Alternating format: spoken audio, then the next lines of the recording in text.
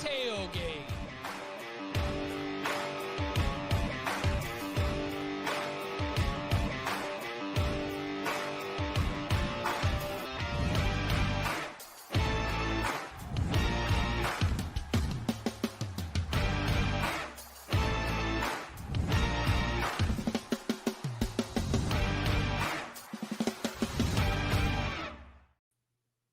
And welcome back to the Cover 3 podcast here on CBS Sports. That's Tom Fornelli. That's Bud Elliott. I'm Chip Patterson coming to you live at youtube.com/cover3 and everywhere you get your podcasts on demand.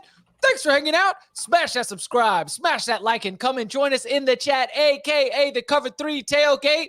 Rocking and rolling as we get here instantly to recap Week 12. It is 11:34 p.m. Eastern Time right now.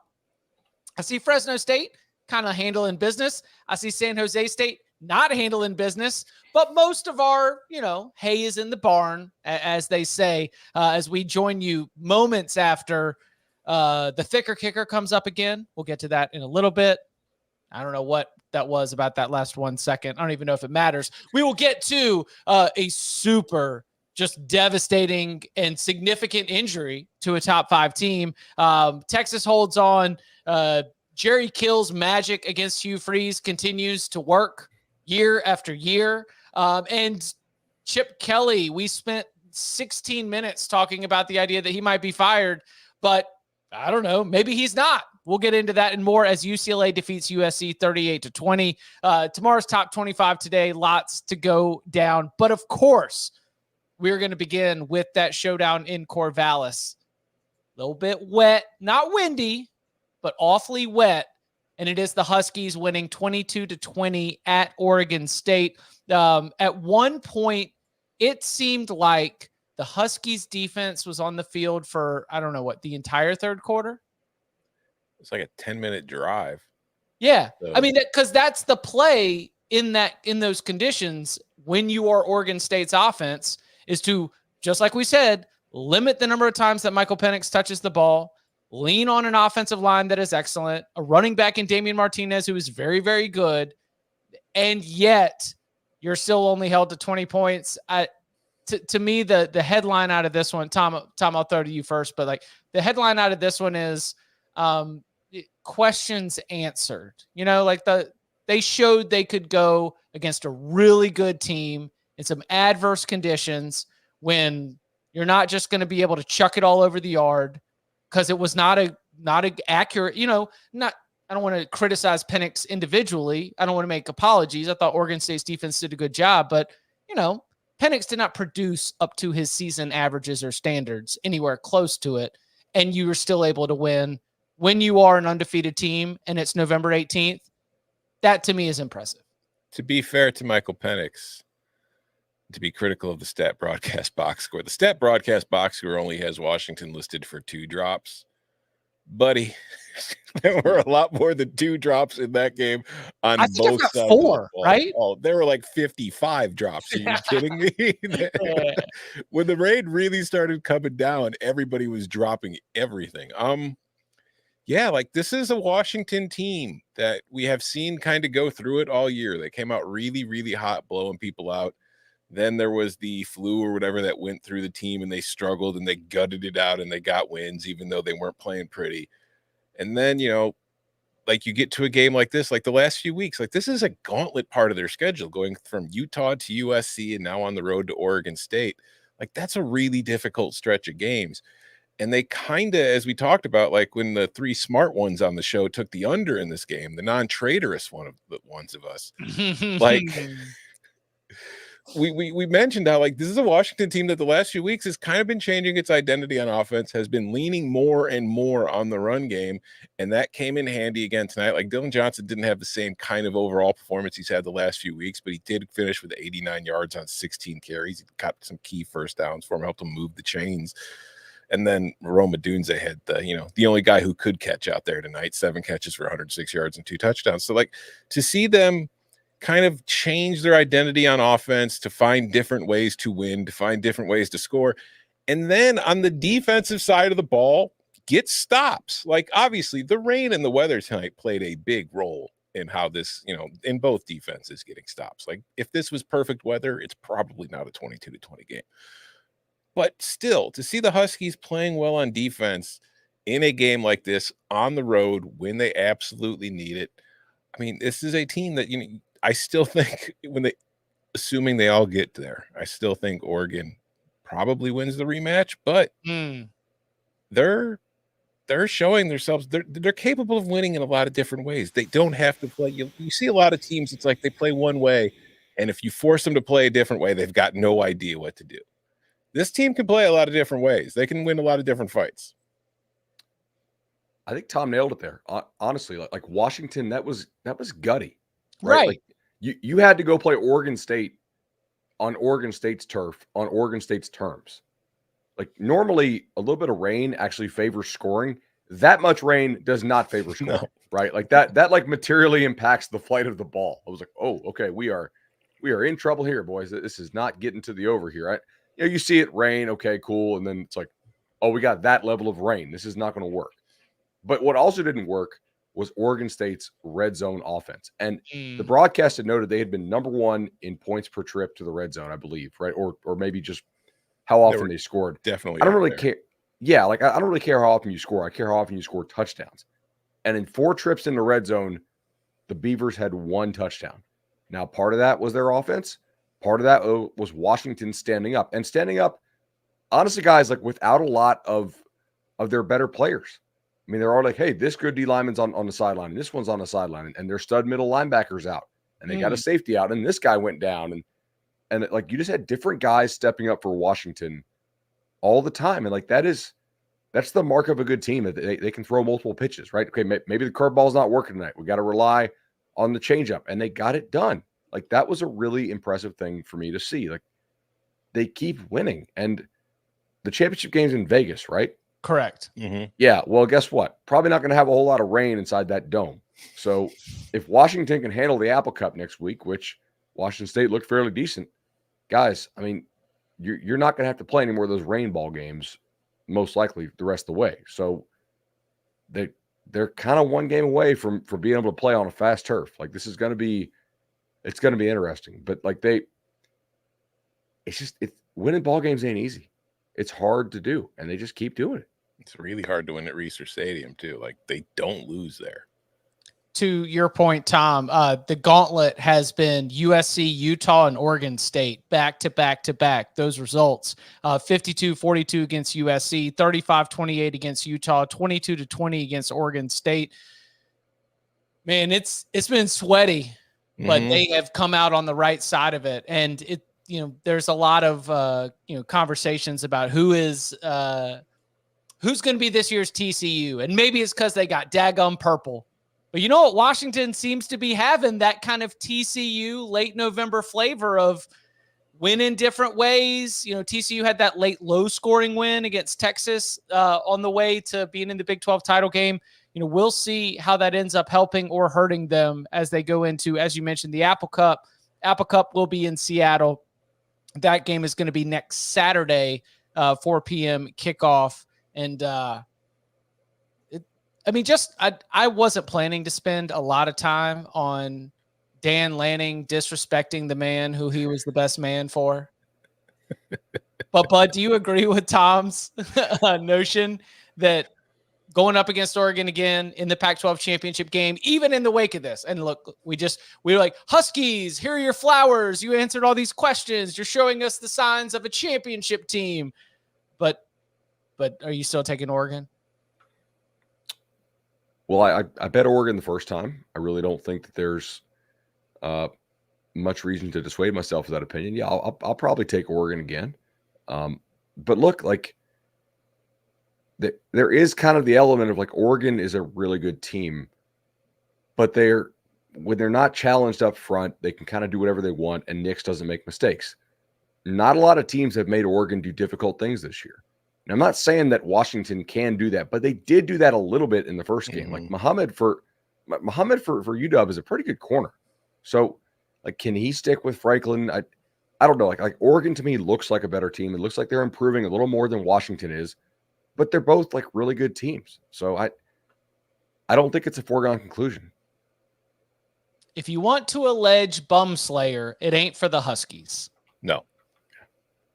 That would be more like if we're going to put that tag on one of the two of them between Washington and Oregon, it would be on Oregon because they just absolutely crush teams that they are better than. So we'll continue to track that moving forward. Again, huge win for Washington. So use that. We're going to get into more just sort of big picture ranking stuff in tomorrow's top 25 today in a little bit, but I am projecting that Washington will take over the number 4 spot. And that is more of the quality of this victory than the news that I think is one of the top headlines coming out of Saturday, which is an absolutely gruesome injury for Florida State quarterback Jordan Travis. You're looking at a slow start for the Seminoles. North Alabama goes up 13-0. They score a touchdown, miss the extra point. Everyone kind of scrambles to get to the CW, which of course the C in CW stands for cursed. Because if you're a favorite, you lose. And if you're a favorite by 1 billion against an FCS team, you lose your quarterback. Because apparently those are the rules of this. Just kidding. CW, y'all have been awesome. James Bates, you're my guy. Your reading of Love Island, of F-Boy Island promos are fantastic. It's true. I don't know if you ever heard James Bates read an F-Boy Island promo. Oh, yeah. It's elite. So I want to give credit while also acknowledging the absurd results that have happened in this particular television time slot. But on a serious note, like, how about this? On number 1, you're just sort of general thoughts, but to spin this thing forward, we got to see a lot of Tate in this game. And you've known this quarterback for a long time. So with the acknowledgement that all judgment and expectations of the Seminoles for the rest of this season, which has been like shifting for the program, first ACC championship game since 2014. You're on the verge of being back in the playoff for the first time since 2014. No matter what happens from here on out, you have already put yourself in a position where you have leveled. Mike Norvell in his climb has leveled up to a place where Florida State expects to be. So what are we going to get out of Tate, and what just sort of your general thoughts on Jordan Travis and what was a really tough injury? Yeah. So I thought that Washington was going to jump FSU if they had won the game anyway. Like I think we said it on the Thursday show, like it just, their resume would be better than what the Noles have through 11 weeks or 12 weeks. Yeah. Right. Assuming they won. I mean, right. At the time we were discussing it, they were an underdog. So, and it's basically like if you went out, you're in. Now, I'm sure we'll get into that later on because the whole Cardale Jones thing and whatnot. But like Tate is unquestionably in my mind a downgrade from Jordan Travis. Like Tate isn't terrible, but I don't necessarily think he's maybe like best case is good, but I'm very skeptical of that, honestly, right? Like, but we have seen him come in and kind of not panic and win games in the past. Like last year, they were down to Louisville. Jordan Travis gets rolled up and he leads them to a big second half comeback on a Thursday night. So I guess it's foreseeable or possible that they can still win 2 more ball games, but they could also lose to Florida and they could also lose to Louisville, right? Like if they win both, I'll be pretty damn impressed. It just really sucks for Jordan, man. I mean, like the guy's worked so hard. He's had a bunch of injuries. He's having an awesome season. I mean, I don't think he was going to win the Heisman. I think there's some shot he could have gone to New York, but like obviously not now. But I mean, just my hope is just he doesn't have like long-term damage, right? Like that looked bad, really bad. Like the cart came out, but like the cart's like running out there, like as everybody else is running out there to check on him. Like you could just see it on the broadcast. I mean, it's a clear downgrade. It sucks for the Noles. It really sucks for Jordan. Yeah, I mean, I don't really have much else to add to it. It felt like Dennis Dixon, except they didn't lose. You guys remember Dennis Dixon? Was it 07? Yeah, of course. Uh-huh. Yeah, when his leg kind of just looked like Alvin Mack. Yeah, it's or Jason Kendall. Oh, yeah. Let's just go. Let's just name old gruesome injuries. Oh, yeah, no, let's not. Actually, I mean, yeah, it's just trying to spin it forward, trying to, put it aside as best as you can. It's like the Florida team they're going to face next week is also going to have a backup QB. Because Graham Mertz looked like he broke his collarbone to me tonight against Mizzou. So Max Brown will be starting for Florida. So, I mean, obviously it's going to be difficult without Jordan Travis, but I still think Florida State can win next week. I think the real question comes in the ACC championship game. But yeah, it's a terrible injury, and there was never going to be a good time for it to happen, but this is a really bad time for it to happen. Chat wants to know, like, will they make it if they went out without Jordan Travis? Oh, yeah. I don't know. I think we'll have to see. Like, how does he look? We only have one data point on this. I mean, if Ohio State and Michigan are going to play next week, so one of them is going to get knocked out. That's fair. So if Florida State wins out and Washington wins out, they're both getting in. And then it's going to be the other either two SEC teams or an SEC team and a Big 12 champion. The only one we have is what, Cardale? Yeah. For what? For backup like QBs. The precedent of like losing your quarterback. Now, obviously, with the BCS, we had Winky when he broke his neck. Right. Mm-hmm. Right. But that was BCS. That wasn't so much a committee. I tend to think that it's certainly not automatically disqualifying, but I think they would have to see how they look and how everything else shakes out. But do you want to set the precedent for keeping an undefeated team out from Power 5 conference? Probably not.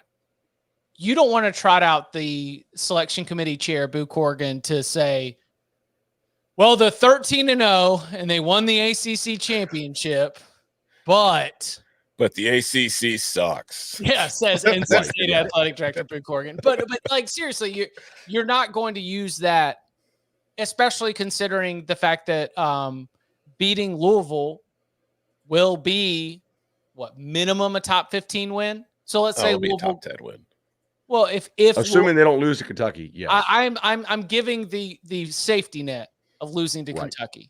But the fact that you are a one-loss team going into the final week of the regular season, that is a quality victory for Florida State, one way or the other. In Charlotte. Oh, easily, yeah. Hey, don't laugh this off. You should be thankful. All right, there was a scenario that had Virginia Tech as the opponent, because then all of a sudden we are actually very concerned about Florida State's status on Selection Sunday if that 13th data point is against the Hokies, but it's going to be against a one-loss or two-loss team at a minimum. And speaking of Virginia Tech, that Ohio State team with a third-string QB that got into the playoff that year with one loss, that one loss was to a bad Virginia Tech team. So they also won the whole damn thing. Mm-hmm. They did. After being written off by everybody who had no idea how the playoff worked yet. Well, it was the first year. Chip, I knew. I was telling all season they were going to get in. Coming up on the other side, we'll start to dive into our projections for what the new rankings look like and more reactions from some of the biggest results from across the country, including Texas hanging on for a hard-fought win in Ames. And yeah, like we said earlier, what's the deal with UCLA? Next.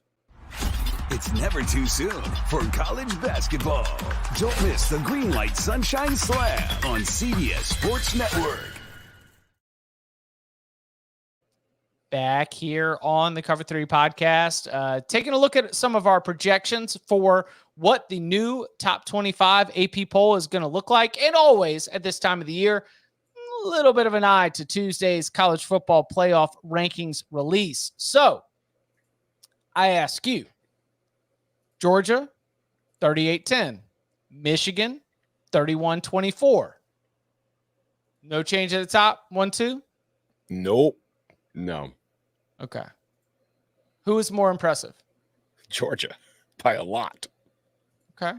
Well, let's talk about Michigan then. It was the game I thought was going to come. The game that you figure would have to come because they haven't had one all year. And then you consider everything that's going on off the field and just the tough sandwich spot of being between Penn State and Ohio State. It's only natural to think there's going to be some kind of, I don't know what you want to call it, a letdown, a slip game. But also remember, like this same thing, Michigan did the same thing last year. It was this week last year when they nearly lost at home to Illinois. And, then they bounced back and beat Ohio State. They lost Blake Corum in the game, and they nearly lost the game, needed a fourth quarter comeback to win it. Same thing here, although they never lost the lead in this game. So it wasn't their best performance by far, but it was also, I don't know, it's one of those games like that Washington's had like a 40 of already that they ended up to hold on to win. It was the first time we've seen Michigan face any kind of adversity. We talked 2 weeks ago about how Michigan was doing everything right in terms of, like, there is a lot of signal to beating the breaks off bad teams, right? But there is still a little bit of an unknown of, like, how do you play when your first option isn't open? How do you play when maybe you don't have unlimited time in the pocket? Now, you have to be really good up front to have unlimited time in the pocket, right? And you got to be good at receiver to have your first option open all the time, even against bad teams. But now we have about 2 weeks in a row where this Michigan passing game, it does not feel like it's progressing. It does not feel like it is a major threat. And, like, I'm sort of downgrading my position on Michigan a little bit. Now, granted, I can't really upgrade Ohio State after watching Kyle McCord try to throw it around yet again. Like, that wasn't good. But, like, do you trust Michigan's passing game right now? Like, do you think Michigan go out and just pound it? Because Michigan lost Hinton, or they lost what? Wilson. They didn't have Henderson to up start front. the game. And They didn't have Henderson, and then they lost Hinton during the game, so they couldn't. They didn't have replace Roman at all. Wilson. And Roman Wilson got knocked out of the game. And Roman Wilson got knocked out of the game. Yeah. So they were losing guys at an alarming rate. That matters. Like, you can't lose both tackles. No. Also related, that's why I couldn't figure out why the hell everybody, just tons of money was coming on Tennessee. I'm like, guys, neither of their starting tackles are warming up. How do you think that will work against Georgia? We saw that stuff in the swamp, right? It didn't work real well when you. Yeah. But no, back to Michigan. The defense is still really damn good, I think. Maryland, to their credit, has played them hard and played them well 2 years in a row. So it's funny. Like, I tweeted it during the game, but I don't think there is a quarterback in the country who has like a wider disparity between their best throws and their worst throws than Talia Tagovailoa. Because, like, he throws some absolutely beautiful passes that you're like, wow, he looks like his older brother. He looks like he's going to be in the NFL. He keeps slinging those things. And then he just throws the dumbest thing you've ever seen. And I don't know. Like, in college, you see a lot of quarterbacks who have good moments and bad, but there's just nobody with the range that Talia has. Georgia, according to CBS Sports Research, the first team in SEC history, 3 straight 8-0 seasons. Damn. Saban's Alabama teams never did it. Woo! Yeah. And it's so funny because, in a way, it kind of followed a familiar script because Georgia did not score first. And Carson Beck, again, like, I go back to this. Carson Beck's a little bit of that boxer, kind of warms you up the first half. Wants to see what you're doing. And maybe I should extend this credit to the offensive staff. I want to acknowledge there's a lot of pieces going into this. But Georgia warms you up, figures out what you want to do, throws in its wrinkles, and then just gasses you in the third quarter and beyond. I mean, this is another. It is an affirmation if you believe that Georgia's the best team in the country, and I expect that will be reflected in the poll. Is any quarterback? Sorry, go ahead, Tom. No, go. Is any quarterback who is seriously contending to make the playoff playing better than Carson Beck right now in terms of the quality of throws they're making? No. Because, like, Nick's had better numbers today, but the throws that Beck was making were much more impressive. Yeah. Nick's is throwing a lot of, like, bubble screens. Yeah. Carson Beck is just driving balls down the seam. Yeah. Beck's to the making himself some money, guys. Uh-huh. Like, part of the whole, like, this season's really fun. We have all this uncertainty of this season was, what if Bama doesn't have a quarterback? What if Ohio State doesn't have a quarterback? We know Ohio State doesn't really have one. Bama kind of depends on your opinion of, is this real improvement or is it, less so? Guys, Georgia's got one. And that's kind of annoying for those of us who want some chaos, because it's not really good if the best roster also has the best quarterback. Michael Penix would be the Michael Penix, Bo Nix. But Penix isn't playing as well as Carson Beck right now. Right now, yeah. But I'm saying, like, if you're asking for who else is in that conversation, so it was an interesting pitch. I had as a note for another game. I said, is Jag Plummer number 10 of all the quarterbacks of top 10 teams? Yeah, but that's a conversation for later in the show. I do want to take an opportunity while we're sitting here in this spot.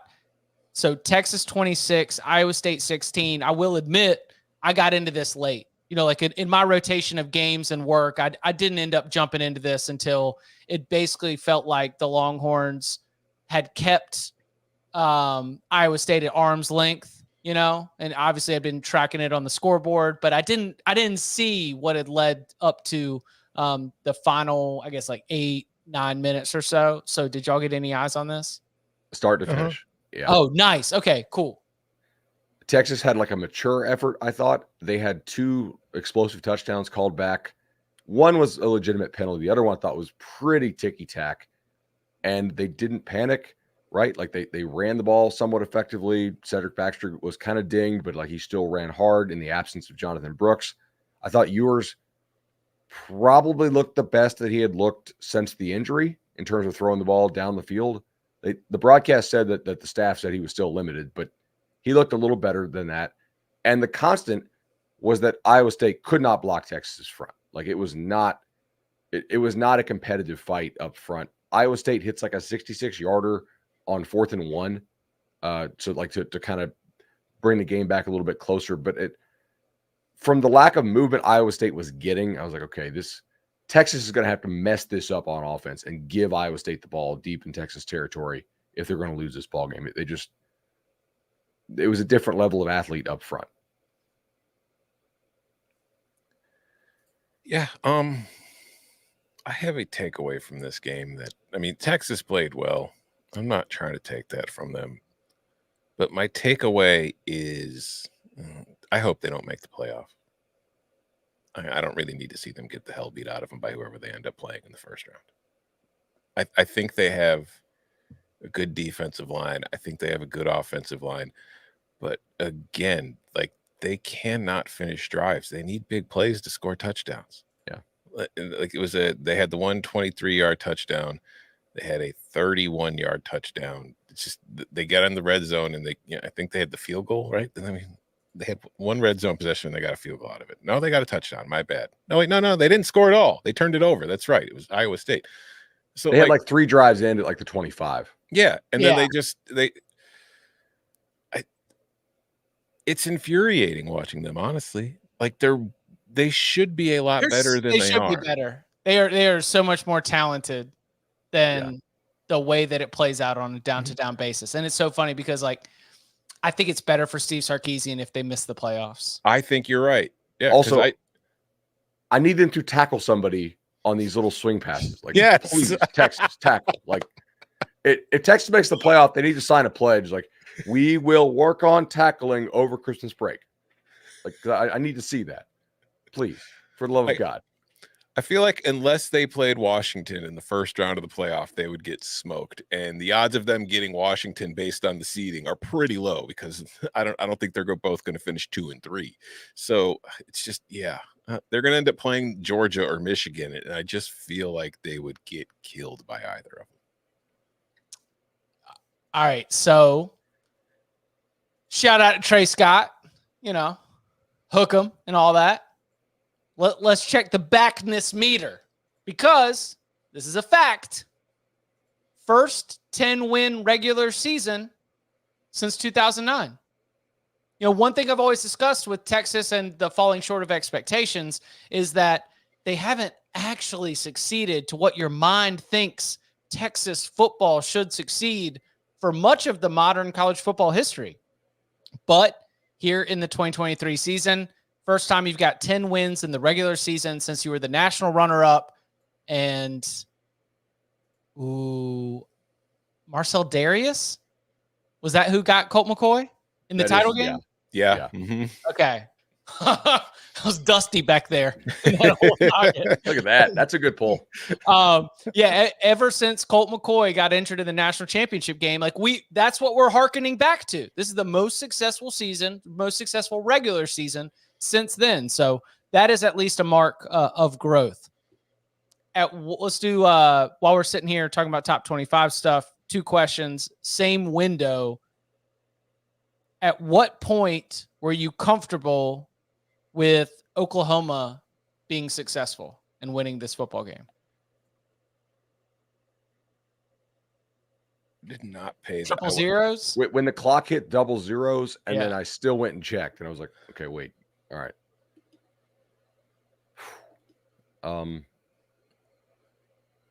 Yeah, they did not look very good at all.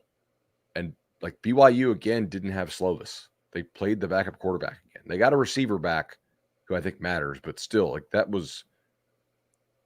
And the backup quarterback had a 100-yard pick six to help the Sooners in this effort. Mm-hmm. Yeah. Dog. We circle something and we use it as a reason to defend a lock, right? You're just like, hey, Oklahoma's run defense is going to be exploited. And it just becomes a hook that I end up using on the Cover 3 podcast on CBS Sports HQ. It's an easy little tagline. But when it keeps showing up, I can't even plead that you're going to get better at it. Mm-hmm. Or at the end of the season, you're just not good. Mm-hmm. The fits, scheme, personnel, I need more time to diagnose this on an Oklahoma run defense front. But for my purposes, it's a weakness. And not one that I'm expecting is going to change in the next, 1+1 games. They could still make the Big 12 title game, right? But they need a lot. They need Oak State to a lot of help.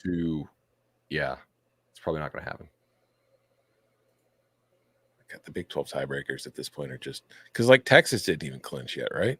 Texas can still miss the Big 12 title game. Shout out to Will Backus, who took on the task, which I've done before at CBSSports.com. It's the end of the season. You're like, you know what? I'll write the big post that breaks down all of the conference title races. Chip got himself an intern. Tiebreaker. No. Will knows ball. Tom, you and I have talked about this. Yeah, I know. Will knows ball. Shout out to Will, but he's the only team that's winning in is Oklahoma State, right? Yes, because they've got all the head-to-head tiebreakers. They've got it against Oklahoma, Kansas State, and now Iowa State lost, which is the team that beat them. Okay, right? Yeah. Tom, we're still alive, buddy. UNLV pulled it out by the skin of their teeth today too. That was Similar question. At what point on the clock, maybe it was before triple zeros, did you think that Louisville was going to come out of Hard Rock Stadium victorious? Because us gathered here, are all on the winning side of a Latif fight against DK, aka Danny Kane. With K. 38-31 is your final. Louisville punches its ticket. It is officially in the ACC championship game, as we referenced earlier. Bananas game. Is there anything worse than completing a Hail Mary on the final play of the game and losing? Yes. Oh, yes. I was going to. No, the answer is yes. It's being 4 yards short. The only thing worse is being 3 yards short, right? It's like you complete the Hail Mary, but your arm can't get it all the way to the end zone. No, it got batted down. At the 2. Yeah, that's true. But they shouldn't have even gotten a chance. No, that was Louisville did not play well in this. No. They should have had a much better look at it than that, because Mario Cristobal should not have blown that timeout when he did. Yeah, before the fourth down. Yeah. So 129 remaining. Miami has 4th and goal, and Louisville comes up with a stop, but they go out there, they get set, they call timeout. That's the timeout you're referencing. The Cards end up coming up with a stop. And then Jacoby George wants a flag for a hold, and he's so mad about it that he pushes his hand up into the face of a defender, gets a flag. So now all of a sudden, instead of handing the Cardinals the ball inside the 5-yard line, now they're outside near the 18 or so. They don't move it that far. It was a real cluster coming down the stretch. That was a college football ass game. It was a college football ass game. Mm-hmm. It was fun. Hell yeah. But I did not come away impressed. That's Louisville's entire season. It was fun, but I didn't come away impressed.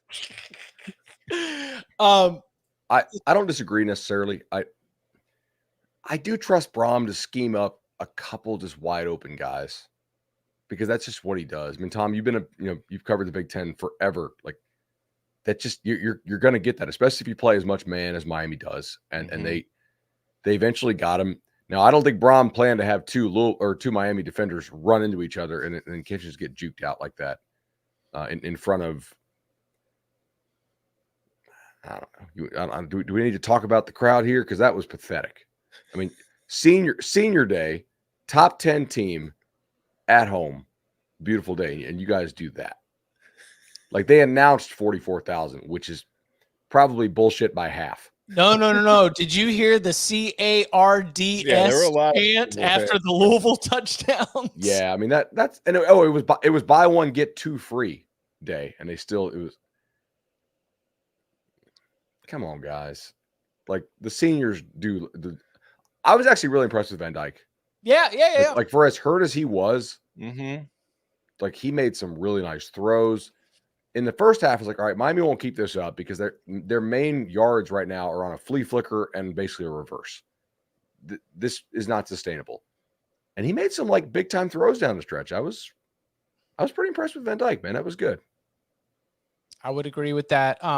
Also significant because, we're sitting there in the midst of a Latif fight and Miami's cooking. And I sat there and I said, if you had made an argument on the other side and said, Xavier Restrepo missed last week, right? Yes. No, he just got erased. Oh. Well, not erased, but like the FSU covered him. The thing is, Williams doesn't throw the ball to Restrepo a whole lot. But Williams throws the ball to the outside. I mean, Jacoby George has been very good this season, but Restrepo is, for multiple seasons over, been a significant difference maker. And he's a good slot. Like, Braxton Berrios guy. Yeah, when he shows up and he starts making plays, I was like, that was a part of the equation. If your argument of why you thought Miami was going to win the game was going to be that you thought the changing quarterback and was going to activate this, that, or the other in the passing game, I probably would have listened to that. I will say that while all of us are sitting here on the winning end of a Latif fight, and the cornerstone of that being a Brom versus Cristobal principle, right? Like, when it comes down to it, it's a coin flip game. Who are you going to take in a close game? Oh, if it's a close game, if it's gotten long enough to where it's a close game, you kind of know how this is going to go, I think. But it was a solid effort from Miami. I'm not totally out on the Canes in terms of the team on the field, but your criticisms are duly noted. Falika, the Bear, did you see what he tweeted? Please let Boston College be a dog next week. He apparently thinks they're going to quit. I feel like Ruben Baines hit kind of a freshman wall. Because he was a monster earlier in the year, and then today, he didn't really have an impact. Miami, as an entire defense, didn't really have an impact. They had 3 tackles for loss in the entire game, no sacks. Just, I don't know. I think because I really think he's a very good player, but he's just been kind of the last couple weeks. Shout out to Oklahoma State for avoiding what would have been a colossal failure on multiple levels. They end up winning at Houston. Did you watch this, Tom? I tried not to. I had been watching it. Then at one point I was just like, all right, I got other stuff I need to do for work. I'm just gonna keep the box score on the screen here and just see what's going on, and worked out in the end. It was like they were on mountain time. Right. Because they legitimately started 2 hours later. Literally, yeah. I was like, Oklahoma State, the game has started. Like, please do anything at this point. And they really, like, after like the first 10 minutes of the game, they dominated it. Good. But it was a horrendous start. Yeah, I watched the first quarter and I was just like, I don't need this in my life right now. Yeah. You know, hey, we did say that this is Self-Care Saturday. Self-care Saturday. Self-care. You know? Okay. Bad game between bad teams. You don't need that. They'll figure it out. We'll catch up with it on Sunday. We need the good energy. Okay? That's how we finish strong. Ollie Gordon, 2 huge touchdown runs. Oklahoma State, ferocious pass rush like the last 40 minutes or so. Oh, somebody tipped us that Matt Campbell is a big wrestling fan. So come Monday, we will need to update our which Big 12 coaches watch wrestling. Is Matt Campbell like a big WWE wrestling fan, or is he just like a wrestling fan? I don't know, like those Mount Union college guys. wrestling? I think they're just into wrestling. I mean, consider your average Iowa State football player. Don't they definitely look like they were a wrestler? That's like a college wrestler, not a confetti shoots out. Dude, like the way Matt Campbell wears his hat, he strikes me as college wrestling fan. Do we need to consider that Oklahoma State could beat Texas? Yeah. Yeah. Like Oklahoma State does force you to tackle, and they get the ball out pretty quick, and their defense is like not amazing, but it's not horrendous. It's the not amazing part that makes me stop shy of being like, oh, put them on upset alert. But yeah. Absolutely. Related, before we hit a break and start to really open up the board here, Kansas State closes strong after I disagree. Third string quarterback Cole Ballard comes out here. Tom and I were talking in the CBS Sports new workroom, the college football workroom. Like I said, man, you give Lance Leipold tire iron, 3 matches, and a paperclip, we'll find a way to win a football game. Devin Neal, like they get the running game going. I mean, this was an impressive performance from Kansas, but the Jayhawks come up short at home in the Sunflower Showdown. Kansas State's defense does a good job of holding the Jayhawks under control in the second half. You get just enough from Kansas State's offense. I didn't get just enough. I would like a little more. Yeah. No, I said Kansas State got just enough to win the game. Or a little bit less from Kansas. But dude, yeah, like honestly, coaching job of the day is Lance Leipold. I think goes to Lance Leipold. Like you're at Kansas and you got a 3rd string quarterback ready to do that and put up 27 points. I mean, that was damn. Like if you're like Texas A&M or Michigan State or whomever who's trying to just like throw huge bags, he's the program. Yeah, he's it. Like him and Kotelnicki, they are the program. Like when they're there, it really doesn't matter who your quarterback is at this point. You'll be fine. You might not win every game, but you'll be competing in them. Jalen Daniels was the Big 12 offensive preseason player of the year. Jalen Daniels beat out in the preseason voting Quinn Ewers, Will Howard, Dylan Gabriel, and Jalen Daniels has played in 3 games. Kansas, of course, I am projecting that they will fall out after the loss, but they're 7-3. 7-4 now. 7-4 now. I would say that they are comfortably a top 30 team on anyone's. If you extended your ballot beyond 25, you would have them in the 30 to 35 range, even though they probably are not going to be 25. Yeah. Coming up on the other side, more of our takeaways from a surprisingly busy and noisy Week 12 Saturday. Next. Join us for Match Day 5 in Miami. Good to have you with us. All the way from England, baby! And go inside the Champions League with the most entertaining team in the game. Wow.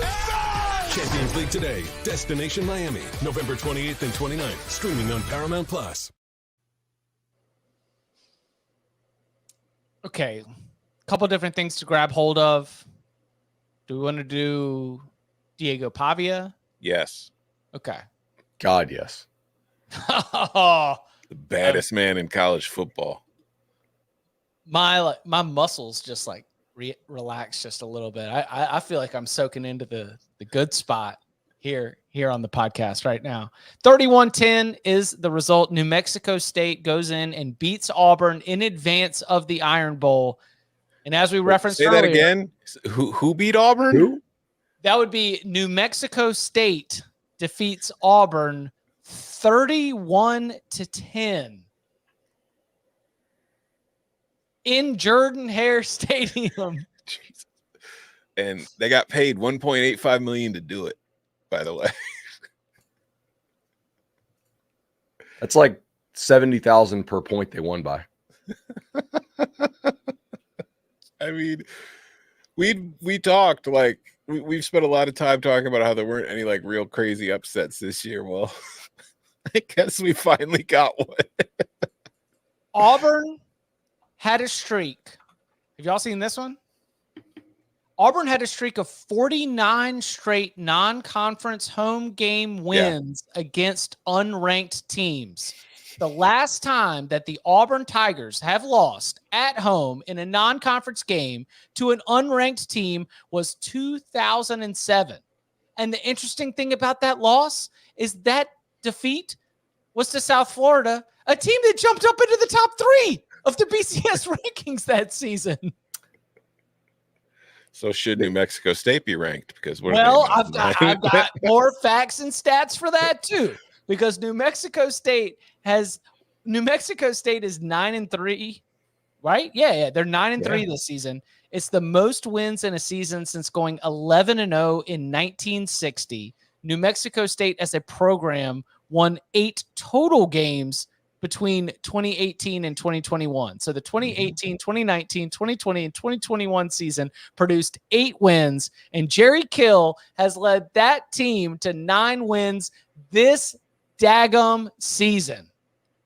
It's because he's respecting the troops. I've told you guys for weeks, Jerry Kill got his military appreciation gear, and he's like, oh, I like this swag much better than what New Mexico State gives me. Like he's been wearing the fatigue, like he's been wearing all the military. He just keeps appreciating, and like they played today, like they had the power of the troops behind it. Like Jerry Kill's a really, really good coach, man. Yeah, and I'm happy for that guy because wasn't it like the seizure stuff that kind of made him have to quit? Mm-hmm. And it feels like he's found a spot that like it just. I talked to somebody who goes to Mexico State practice. He's like, man.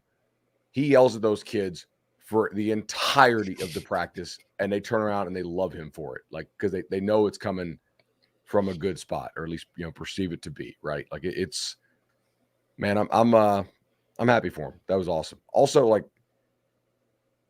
if you're being recruited by Auburn, you could ask for like the biggest bag in the world right now, right? Like because all the playing I'm a time is 5-star available. considering the Tigers. Like.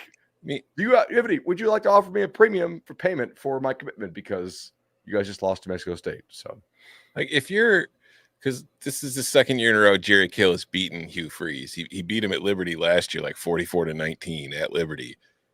Like, if you're Mississippi State, are you thinking we should hire Jerry Kill because at least we'll get that win over Auburn every year? Like, all right, it checks the boxes. Do you run a unique offense that's difficult to prep for that somebody could overlook you? Yes. Mm-hmm. Does he develop? Mm-hmm. Does he win everywhere he's been? Mm-hmm. Even New Mexico State. At New Mexico State, he is going on the road and beating Auburn. Yeah. Just saying. I still think I still think Freeze gets this right, but that's a hell of a win for them. Because by the way, Pavia was like really banged up in this. And all week, I'm like, are they really going to play him? Because they got to go play the Conference USA championship game coming up. Which Sure. Yeah. Like, do you want to like let Auburn, in my mind, tee off on a banged up quarterback who's extremely important to what you do? Do you want to tell Diego Pavia he can't play? Because I don't. Pavia just pissed all over Auburn, man. What We're about to have a busy coaching carousel. Jerry Kill? I mean, I'm sincere. He won at Northern Illinois. He won at Minnesota. He's winning at freaking New Mexico State. I don't think he's going to get like a major job, but I think if I'm a Power 5 school and I've got it like a mid to lower tier, Mississippi State, I don't think that would be a terrible hire. I don't think he's going to be number one on anybody's board, but I think you'd be happy with him. If Kansas did open, and it's an if, because obviously I think Kansas is going to try like hell to keep Lance Leipold. If it did open, that one makes a hell of a lot of sense. Like a guy who has a proven track record for winning in places you can't win in, or they say you can't win in. Shocker here. Vibes take. There is a difference in what you're trying to sell to your boosters and what you're trying to sell to your fan base when you have fired a coach and have to replace them versus when a coach leaves and then you have to replace them.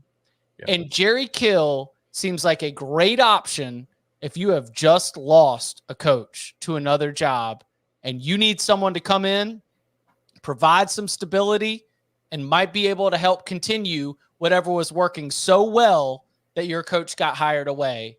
And so in the coaching carousel conversation, if I was to make a blind prediction, I think Jerry Kill's probably a domino hire more than a home run hire for somebody who just fired a coach. The chat is saying that Jerry Kill is from Kansas. Yes.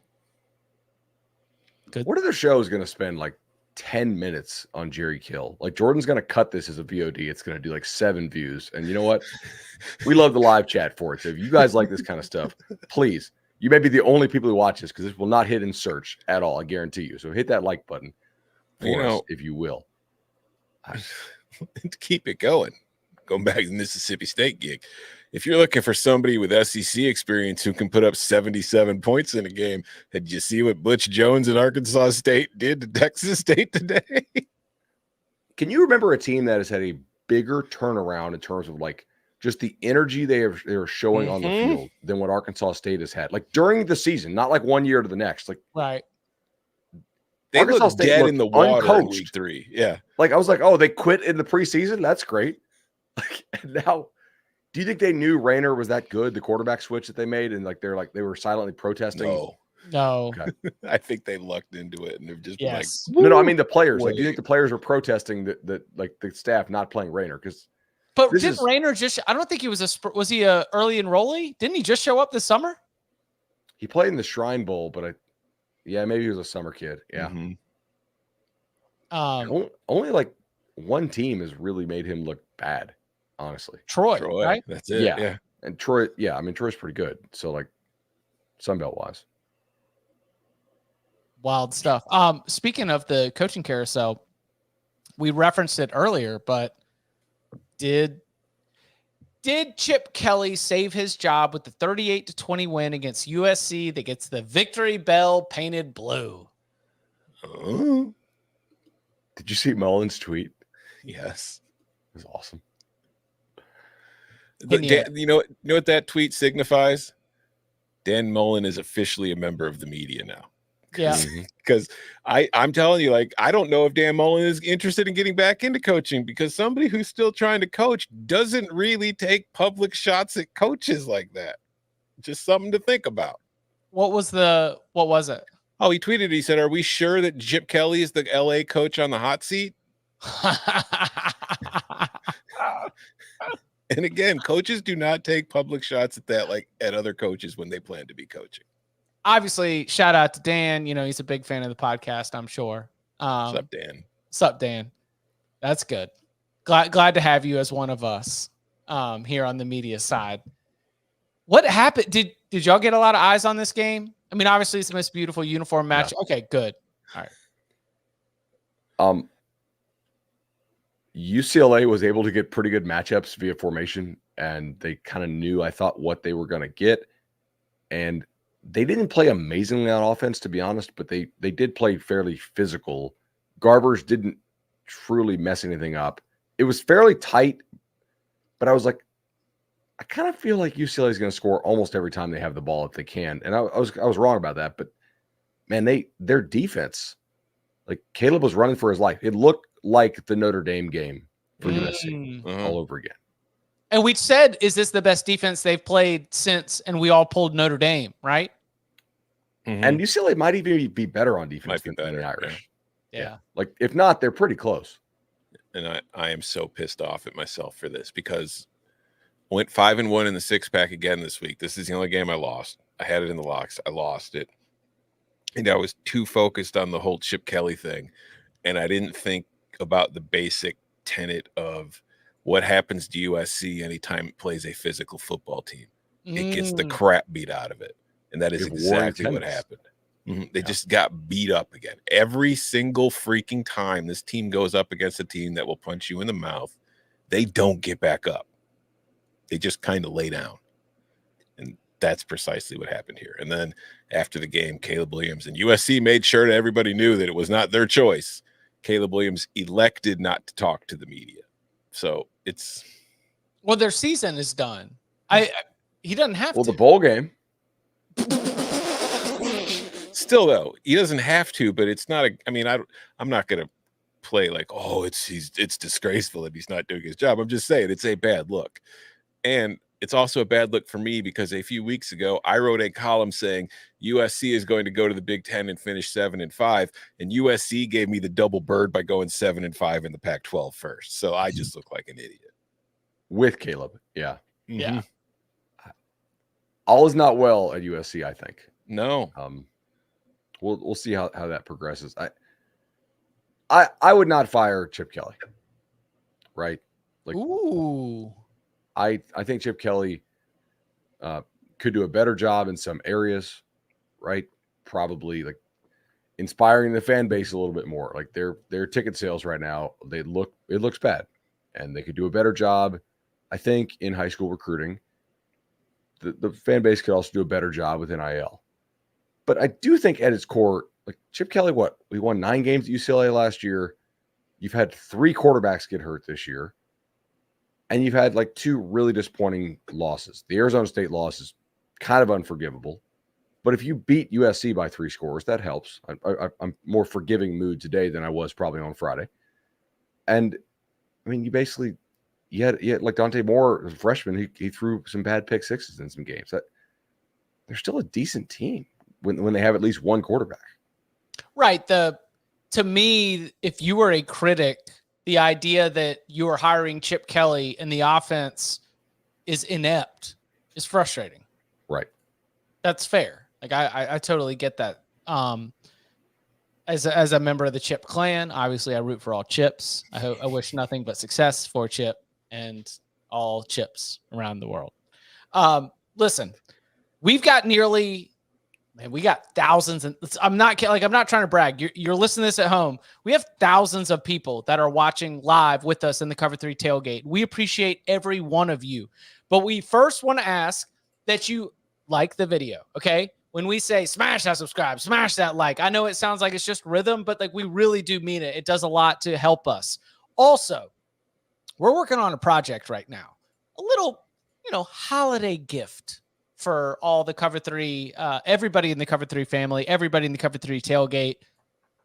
We want to know from you, either, right now in the Cover 3 tailgate in the chat, or holler at us on Twitter at Cover 3 Podcast. What have been some of your favorite moments from 2023? We're crowdsourcing this. We've got our list, but we want to make sure, because you're the people that we would do this kind of project for, working on a project. What have been some of your favorite moments from the 2023 season? We're trying to figure out how to get our hands on all of those right now. We don't want to miss any of them, so we appreciate you in advance. Again, if you're watching live in the Cover 3 tailgate, smash that subscribe, smash that like, and also let us know what have been some of your favorite moments from the season. If you're listening at home, holler at us at Cover 3 Podcast on Twitter as we continue to work on that. We appreciate your submissions, I guess, in advance. Coming up on the other side, opening up the full board, all of our takeaways, dumping out the notebook from Week 12. Next. A game of honor. the Army-Navy game presented by USAA. Saturday, December 9th on CBS and streaming on Paramount Plus. Back here on the Cover 3 podcast. Tom, if you look, here's actually, Bud, where do you want to go? Is there one game you want to go to? Because I do think that Tom and I maybe owe the audience a Homer's Corner. But I don't want to selfishly take us there, especially given the frustrations that might involve. I actually want to hear. I watched Clemson-UNC. I did not watch Illinois-Iowa. I kind of. Are there any takeaways that we need From Illinois-Iowa? Because I was on Clemson-UNC. Correct. Yeah. UNC too. Yeah. Oh, this is gonna be good. Well, first of all, pat myself on the back for being right about John Paddock all week. Yay.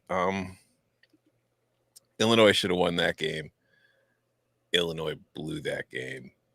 They gave it away. They were facing a 4th and 1 at the Iowa 6. They were up by a point. It was 10-9. And instead of going for it, they kicked a field goal to go up by 4. So they extended their 1-score lead to a 1-score lead, although they changed, obviously, needing a field goal to a touchdown. But the same purpose for doing that is the same reason you should have just gone for it on 4th down, because if you don't get it, do you really think Iowa's going to drive 96 yards on you? Probably not. You've been kind of shutting them down for the most part all day. Yeah, it was an Iowa-Illinois game. Like, Illinois' offense was not terrible. They couldn't really run the ball, which is a problem. Caden Fagan was banged up. He didn't play. Reggie Love got banged up and had to leave the game numerous times. Isaiah Williams caught 8 passes for 105 yards. Iowa, the first 2 possessions, looked really freaking good on offense. Like, they scripted some stuff open. They got Caleb Brown open a lot. They had, they kind of knew what Illinois was going to do on defense, and they took advantage of it. And then once they got off script, they really couldn't do a whole lot. Illinois started getting pressure on Deacon Hill, who was just doing his best Ben Roethlisberger impression of standing in the pocket for 5 minutes waiting for somebody to hit him. It was an ugly game that Illinois had a very good chance to win. They didn't deliver the kill blow when they could, and then Iowa did the thing it does where it just kind of grinds you down, and then eventually Johnson broke for a long touchdown run to win the game, and after that, it was over. Everybody hugged Brian Ferentz. Very emotional, happy scene. Happy for them. But yeah, just Iowa is your Big Ten West champion. So Brian Ferentz did not keep his job. They did not come close, or have not come close, to meeting the parameters of his contract. They lost all their tight ends. They lost like 1,000 guys. They did not have Cooper DeJean in this. They lost their transfer QB. And they're 9-2, and they've clinched the division with more than a week to go. So, I mean, just the piece de resistance for Iowa football. What else is there to say? When they use that timeout, basically just tell Brian Ferentz how much they loved him. I was like, what? They're just talking about the good old times here, and then it was kind of cool for him to see him like give his dad a big They hug. do love him. It's not like the players and the coaches love him. It's the fans who aren't exactly big time fans. This is an excellent comment, by the way. What Dogwood Maple in the chat says, Brett Bielema meeting his wife at the blackjack tables and yet not going for the touchdown does not make any sense. It doesn't. No, it doesn't. Is that the origin story of his relationship with his spouse? I believe so. At least that's the rumor. Casino related. I don't know if it's blackjack or not, but did not like that decision at all. Well, Tom, did you get to watch much of Clemson's win against North Carolina? Because you got to watch a great competition of who's going to lose more. Okay? Because we got 2 football teams with a proud history. They played for the ACC championship last year. Not playing for the ACC championship this year. So they're just trying to lose less. And Clemson lost a little less. Turnovers. Poor execution. It was, but I don't want to take the wheel here. What were your big takeaways here? I thought Clemson ran the football pretty effectively. which I guess is not a huge surprise. Like UNC run D has had some problems this year at times. Clemson almost gave the thing away again with another turnover inside the red zone. I was like, oh, yeah. Okay, Clemson, we're going to do this again. Like, welcome back to being number one in the country in turnovers in the red zone. And then I thought Klubnik played okay, like not amazing, but decent. Just, I don't know, like it's hard to watch a game like that and not have a whole lot of takeaways. But listen, it's like not 11 points better. My very first note remains honestly like one of the things that I gravitate to the most, which is in the very beginning, I was like, man, this sucks for Marion Hampton because that dude has been crushing it this season. And he had 2 fumbles inside the 10-yard line in the first half. I mean, that's 14 points. Yeah. It's not there. And guess what? He still finishes with 180 yards and 3 touchdowns. Man, could have had 5 touchdowns in this game. But procedural penalties, fumbles, turnovers, like the last interception. The other note here. Like, of course, Nate Wiggins had a tremendous performance. Nate Wiggins is going to be in the NFL. Like, there's the reasons that you still maintain, like the reason why Bud Elliott was still here saying Clemson's still a top 15 team in terms of power rating is because of the talent that was still on that roster. That players like Trotter, Carter, Wiggins, like dudes that are extremely talented, going to be in the NFL, and that they showed up with enough plays today against North Carolina. Drake only being sacked 4 times is sort of a credit to Drake May. Yeah. And I thought he was like his mobility to get out of some of the stuff was pretty good. Like they had some pressure. I don't know. I was about to say, you know who had a really bad day today? Fans of terrible NFL teams hoping Caleb Williams and Drake May can save them. So are the Bears in line for the number 1 pick? I thought Drake. Hey, how about this? Through Carolina, yeah. Oh, got it. Okay. Drake had some awesome throws in this game. He had long throws to J.J. Jones, Tez Walker. Like Caleb Williams had some awesome throws too. It's just all the other plays, Chip. Yeah. Tough scene for the North Carolina Tar Heels. They take a loss coming out of that, and Clemson continues its its stock surge. Now 7-4. UNC falls to 8-3. All right. App State 26, James Madison 23. I, like a lot of people, jumped in on this in the fourth quarter. I didn't see how we got there, but so I watched most of this. Dude. Okay, so were you in at 10-5? Yeah. I'm just scoreboard watching at 10-5 and 17-5, and then I jump in. So please set it up for me. So App's defense, which has been really poor this year at times. Correct. Like guys, this is like one of the worst Sunbelt defenses. Comes up with like an effort for the ages for about like the first 45 or so minutes of this game. They're harassing Jordan McLeod. Like he's not able to complete passes. Like they're holding up at the line of scrimmage. And I think we've all been a little skeptical of this JMU passing game compared to what it was in prior years. Like if you watched them against Troy, if you watched them that night against Marshall, like you're like, okay, there are some potential leaks in their game here with the pass game. App did a nice job getting pressure on McLeod. And offensively, like they've been pretty good on offense all year.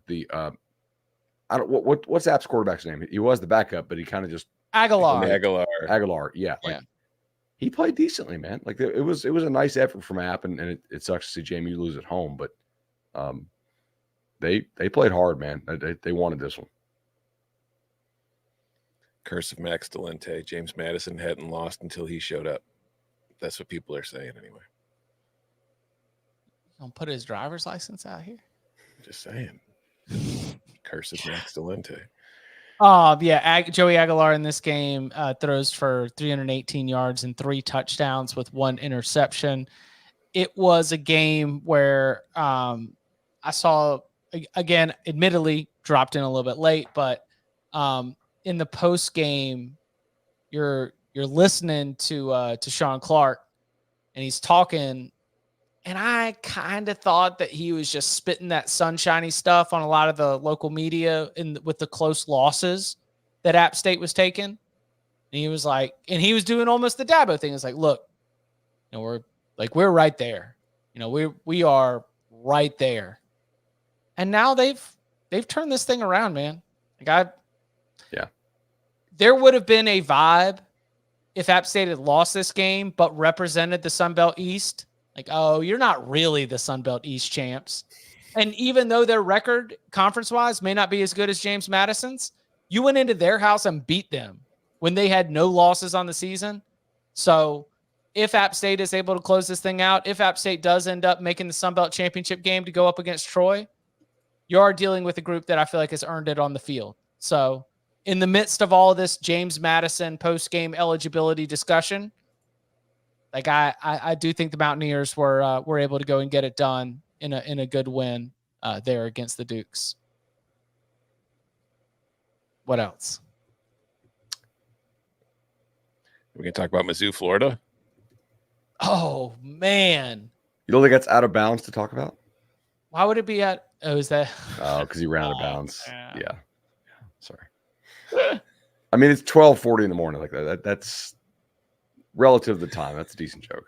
Maybe. So you think if Trevor Etienne does not go out of bounds, Florida wins the game? I haven't done the math on it.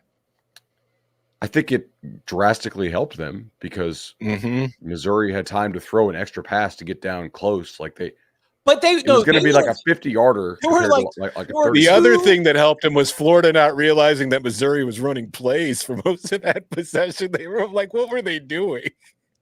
There were 2 gratuitous pass completions for Missouri. Yes. All right. The thicker kicker could have made it when they got it in field goal range the first time. And then they just got closer, and then they got closer.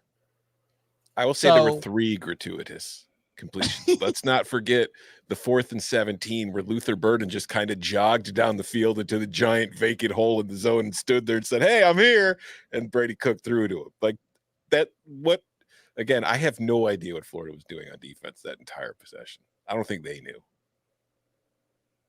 Yeah, that Florida's defense continues to confuse me. Like at this point, I know they're not very good, but I'm like, how are they not a little bit better? Did the overcash? Oh yeah, of course. All right, good. Had to, right? Yeah. I mean, look, 64 was it 59 or 57 somewhere on there? It closed at 57. I got Okay. it. I locked it up at 58.5. Yeah. Did you not see the new Frankie Trust the Process graphic? Oh, we did. Yeah. And I let Lynn know that I had nothing to do with this. This was not my. No, Was it on not the one Twitter? from the show. I debuted a new one tonight. Yeah. Do you have it? Do we have it here for the? Do we have it here for our loyal audience on YouTube? No, but I don't know. Jordan finds it and put it up. I don't have time to look for it. Jordan said he's getting it. So Brian Kelly would love. Graham to Mertz. say- Graham Mertz collarbone injury. Mm-hmm. Yeah. Dude, the day was filled with bad quarterback injuries. Yeah. Tough. Brian Kelly really wants to say he coached a Heisman Trophy winner. Jaden Daniels. LSU media really wants to say Brian Kelly coached a Heisman Trophy winner. No. Booger and Pete Birds were out there like, are you seeing these numbers Jaden Daniels is putting up tonight? Don't mention it's Georgia State. I don't care. It's 8 touchdowns. Talk about gratuitous. They also kind of needed it because like LSU's defense did the whole like, hey, we suck thing for like the first 20 minutes of this game. Like Georgia State was moving on them. Like, really? LSU, you're not going to cover this game? But it was 35-14 at halftime.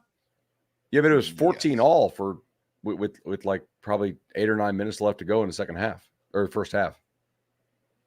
It's Jaden Daniels was in the game long enough in a blowout that I wrote one version of a story to turn in and then had to go in and add another touchdown. Okay. I was like, the little blurb, and you can go see it on cbssports.com right now, as it has just gone live, said something along the lines of, LSU's ranking will not be adjusted by a blowout win against Georgia State, though Jane Daniels may have improved his Heisman chances with a 7-touchdown win. And then you got to go in and go tick, tick, tick, tick, tick, tick, tick, 8-touchdown win because you're just pouring it on and padding stats. And I don't hate it. That's the I don't game. hate it either. Because you're dealing with a historic performance from Jane Daniels in terms of the season as a whole, why not just throw on that extra touchdown? I mean, Oregon was doing the same thing for Bo Nix today. Like, let's not try to sugarcoat anything. It happens because at the end of the year for the voters, when they're comparing players, it's not like, well, this touchdown was against this team. It's just, oh, wow, look at all those touchdowns he scored. So, yeah, no, I mean, I don't think he has it locked up. No. But I think he's got to be a heavy favorite right now to win the whole thing. He just won't have conference championship weekend.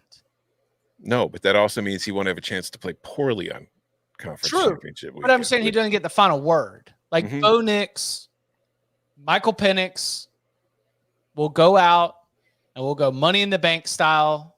We'll put the Heisman Trophy, and then maybe the glass shatters and Jane Daniels comes in and rolls off with it. Like that's kind of the way that's kind of the way I see the Heisman Trophy race right now as we sit here. Let's see. Speaking of school records, was it Oregon for Bo Nix ties the single game school record with 6 passing touchdowns? Troy Franklin, new single season receiving yards record for him. We always talked about Oregon's pass game. Who's going to be the alpha? We identified Franklin going into the year. He has absolutely lived up to it. Also, totally random note here. Congratulations to Malik Washington, Virginia's new single season receiving yards record holder. A lot of little notes and tidbits floating out around there. So I want to give them some shine here in the late hours of the podcast. Michigan picked up its 1,000th win of all time. Wolfpack. My season win total over. Never doubted it for a minute. It's a good win. That was like, hey, you've been playing Boston College and Pitt, and now like we're gonna like as a reminder, NC State's defense is still really damn physical, and their corners are going to the NFL. Good luck. Jordan's got the graphic ready, by the way. It got a little bit dicey as Virginia Tech stormed back into the game. Kind of felt like NC State had put it away. I'd moved it off to the side, but. Well, NC State couldn't get any first downs. Like, NC State, please gain a first down, like at some point, so we can like run a little bit of time off the clock here, maybe. But you're on the road. You're in Lane Stadium. I understand. All right, let's see the graphic. God, that's good. You made that? No, Lynn made it. Lynn? You got Lynn on board with this now? Yeah. I'm very influential, very charismatic. I wooed her. That's true. You know how good a recruiter I am? Check out my wife. Look at the drawing my wife makes. That's right. Or was it like, all right, if we're going to use Frankie on a gambling graphic, celebrity like it needs to at least look good, which is it looks excellent. Thank you. Yeah, really. Thank you. Yeah. What book is this? It's just a sports book. Okay. It's actually, that is my basement. So Look at that. Yeah. All right. So what else stands out from the day? Ohio State completely crushed Minnesota. So that's 2 weeks in a row where Ohio State's just killed people. But we talked about it a little bit. Like Kyle McCord only threw for 212 yards, even in the 37-3 win. The good news is Trevion Henderson ran all over a Minnesota defense that hasn't been as good as last year's defense, but it's still a pretty solid defense. And they kind of got what they wanted. But Marvin Harrison didn't really do a whole lot. So if you were holding out hope for him to win a Heisman, I think that very much died today. Tend to agree. Ohio State does some creative stuff on offense. It just McCord, when he has to, like there's sort of a Ewers thing going on there, except he's not as talented as Ewers is. You know what I mean? Like as far as like if he has to drop back, kind of read it out himself, you're passing down situations. But like hey, screw it, Marv's down there somewhere, generally will work. So, yeah, I thought Minnesota played hard. I thought some of the blitz packages for Minnesota were pretty nice, actually. Like they got some pressure on them. and that was good. Arizona. Like, I know Utah is really banged up, and they were missing like 3 of their top D linemen, but it's still hard to do what they did. I mean, that's a nice win. And Cole Really Bishop. nice win. Yeah. I mean, dudes, like, I don't know. I was pretty impressed there. I mean, you go, 42 points. First 3 drives out the gate are just like, they're real drives. I mean, 70, like, let's call them all 70 plus touchdown drives, and not like just a flukish explosive play. I mean, they were 21-0 out the gate. It was really damn impressive by Arizona. Nice work there. They're good. This is from Friday night, but I wanted to give a shout out to Frank Harris, who just completely destroyed South Florida. Threw for 3 touchdowns, ran for 3 touchdowns, 411 yards passing, 112 yards rushing. I think that might have been his final home game at the Alamo Dome for the Roadrunners, and went out in style. Bowling, Georgia Tech. Congrats. Oh. Congrats to Brent Key. Still alive for a bowl. Washington State. That's right. Got it done. I did not know that Bud had taken my crown of rooting for injuries until I woke up on Saturday morning. I didn't watch the game, but he was like, man, that was an awesome game. And I was like, oh, man, it was an awesome game. It must have been a shootout. So I opened up my computer, and I'm like, let's see what happened in Washington State, Colorado. And Shedeur got knocked out of the game. That did suck. Shedeur's early tough, in the second man. quarter. I just didn't know that you were staying up late, fist pumping injuries. Jesus. I was the one, apparently, who was, the long myth or fact, who knows, TBD. Chip 100% roots for injuries.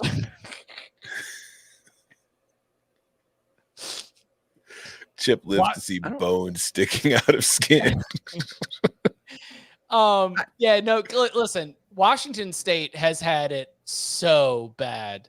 The cathartic feeling of being able to kick the absolute, out of somebody just probably was awesome. So, like you mentioned, they're bowl eligible. The injury issues have been awful. What was it? 2 defensive touchdowns and a special teams touchdown, and you just jumped out to this big lead and just sat on it.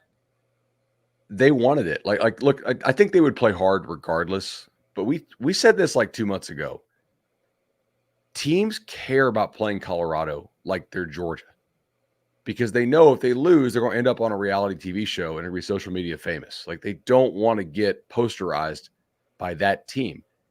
And if you're not, like, Colorado doesn't suck, but they're also not good.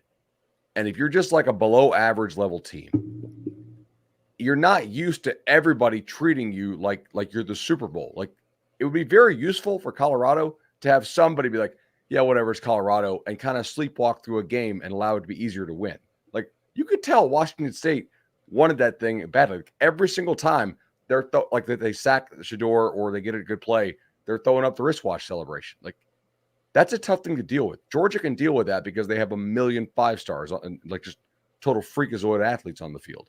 Colorado does not. So, like, that is tough for them. I think it kind of wears on you.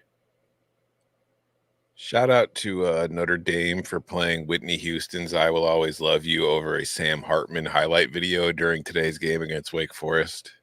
In the stadium? Yeah. Yeah. On the video board. Are you aware of the Sam Hartman, Instagram stuff?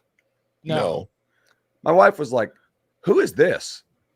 Oh, yeah. Lynn has the same reaction to Sam Hartman. Yeah. Yeah. I'm like, that's the quarterback. He used to play for Wake Forest. Now he plays at Notre Dame. She's like, okay. He looks like a good quarterback. Yeah, right. Is he more famous on mom Twitter than he is on for football? More like Sam Heartthrob. The thing is, since he is in his 12th year of college football, he's probably closer to mom Twitter than he is to college Twitter. I mean, yeah. I mean, and think about it, dinner parties, very Wake and Notre Dame, you know? Sort of in line with the vibe. Can we talk about a real targeting that occurred? I'm usually against the idea of targeting, but I will say we finally got one. The Boston College safety looked like a salmon jumping out of the river to attack this guy at the high point. Like, and I know he missed a little bit, but like that was probably like, I was going to argue like because he actually missed, he should probably not be ejected, but like that looked a little bit like targeting to me, or what we think we're trying to take out of the game.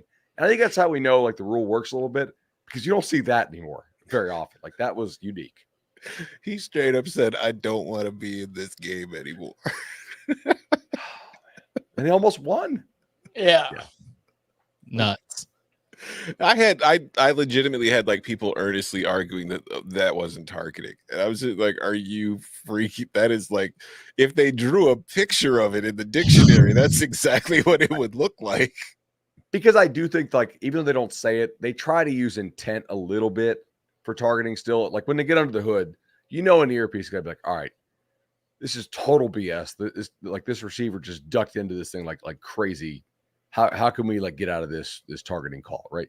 For that one, even though it wasn't like an amazing hit, the intent was clearly to like didn't use the arms. He's like, or just like yeah, it looked like a soccer header. Who was CR7? Cristiano Ronaldo. Cristiano Ronaldo. He was heading in a corner kick. Yeah. All right. For now, you're biased towards Oregon. Yeah, for sure. That'll affect how you vote for the CFP, according to the comment section. Yeah, well, Tony Yayo needs to give up that yayo. He's getting a little cloudy in the brain. Yeah. Wait. Affecting how Tom votes on Tom, apparently, like we just discovered that Tom has a vote in the CFP. I did. Come on, buddy. Come on. Put on your tinfoil hat. It ain't Tom. All right. I got one more shout out. Yeah. To our former co-host here. Yale coming through with a big win over Harvard to clinch the Ivy League title. Congratulations to all the nerds who went to Yale.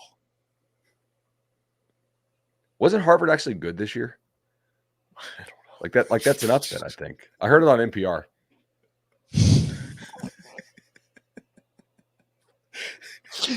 We will be back on Monday. On Monday, 11 a.m. Eastern time, for Upon Further Review. More notes and thoughts from the week that was, setting the table for rivalry week. A little bit of a note about programming. So, compressed week. Monday, we're going to do Upon Further Review. Tuesday will be Wednesday's normal show. We'll be doing big game breakdowns, getting into some more headlines. Of course, coaching carousel, constantly churning. Wednesday, 11 a.m. Eastern time. That's when we're going to be doing our locks for week 13. So again, Monday, Upon Further Review. Tuesday, big game breakdown. Wednesday, locks. And then a happy Thanksgiving to you and yours as we go into the final week of the regular season. So make sure that you are subscribed on the audio side and especially on youtube.com/cover3. We appreciate all y'all for hanging out. And you can follow him on Twitter at Tom Fernelli. You can follow him at Bud Elliott 3. You can follow me at Chip_Patterson. Gentlemen, thank you very much. Go Ducks. See y'all.